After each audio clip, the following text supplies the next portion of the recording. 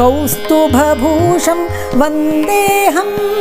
रामचन्द्रं राजीवाक्षं श्यामलाङ्गं शाश्वतकीर्तिं कोमलहस्तं कोसलराजं मामकहृत्कमलाकान्तं मारुतियुक्तं धीमन्तं मानितभक्तं श्रीमन्तं कौमारवरं गुरुगुहमित्रं कारुण्यनिधिं दशरथपुत्रं भूमिसुतापं भूपतिरूपं कोमलपल्लवपादं मोदं कामगुरुं सीतारामं कौस्तुभभूषं वन्देऽहं